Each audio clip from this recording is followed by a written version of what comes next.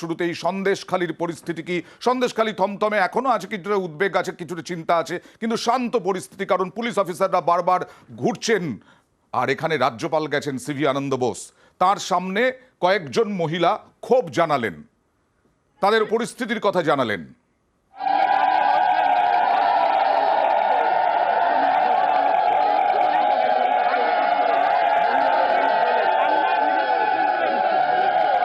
শুভেন্দু অধিকারী তিনি রাজভবনে গিয়েছিলেন পরশুদিন, রাজভবনে গিয়ে বলেছিলেন যে রাজ্যপাল যদি ব্যবস্থা না নেন তাহলে রাজভবনে গিয়ে তারা ধর্ণা দেবেন। আর তারপরে আজকে রাজ্যপাল আমরা তো থানায় সব জমা দিয়েছি, আমাদের সেরকম কোনো কিছু পাইনি। প্লিজ স্যার কিছু করুন স্যার, প্লিজ স্যার কিছু করুন স্যার, আমাদের ফায়ার হচ্ছে, আমাদের কিছু করুন স্যার, আমাদের কিছু করুন স্যার, আমাদের শান্তি থাকতে দিন স্যার, থাকতে দিন আমাদের। चिंता मत करो, घबराओ मत, मैं आपके साथ हूँ, जो कुछ करना है जरूर करूँगा। স্যার করুন স্যার, সাধারণ শেখ শিবু আমাদের অ্যারেস্ট করুন স্যার। চিন্তা মত করো, ঘবড়াও মত, এই আশ্বাস দিলেন সিভি আনন্দ বোস। কথা বলবো প্রতিনিধি অনুপের সঙ্গে। অনুপ, কোথায় কোথায় গেলেন, কি শুনলেন এবং কি আশ্বস্ত করলেন, কি আশ্বাস দিলেন সিভি আনন্দ বোস?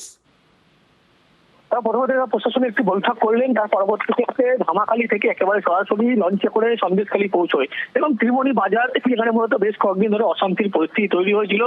মানুষজন মহিলাদেরকে যে মারধর করার অভিযোগ করা হচ্ছিল, শেখ শাহজাহানের গ্রেপ্তারের দাবি এবং শিবু হাজেরাকে গ্রেপ্তারের দাবি রাজ্যপালের কাছে কিন্তু করা হয় এবং গ্রামে তারা শান্তি চায়, এরকম আতঙ্কের পরিবেশ চায় না, এমনটাই জানায়। এবং বেশ কয়েকদিনকে পুলিশের পক্ষ থেকে গ্রেপ্তার করা হয়েছে, তাদের নামে অভিযোগ হয়েছে, এমনটাও রাজ্যপালকে জানানো হয়। শেষে রাজ্যপাল সমস্ত কিন্তু বিষয় তিনি খতিয়ে দেখবেন, আশ্বস্ত করেন এবং রাজ্যপাল যখন যায় তাকে কিন্তু একেবারে সংবর্ধনা দেওয়া হয় এবং চিত্র লক্ষ্য করা যায়।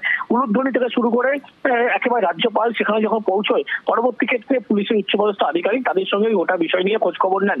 এই মুহূর্তে আবার রাজ্যপাল বৈঠক করছেন একটি গেস্ট হাউসে এসে। পরবর্তী ক্ষেত্রে গোটা বিষয় জানার পরে তিনি আবারও কিন্তু কলকাতায় ফিরে যাবেন, সেখান থেকে এয়ারপোর্ট, তারপরে দিল্লির উদ্দেশ্যে আবার রওনা দেবেন। আর সিভি আনন্দ বোস তিনি কি বললেন দেখুন। The number has been given to them and Raj Bhavan will take care of them. Personally, this is a promise to them, and take care of their grievance now and do something to instill some confidence in them. About the police, we will take it up later. Let me understand the situation from them directly. Then I'll react to you.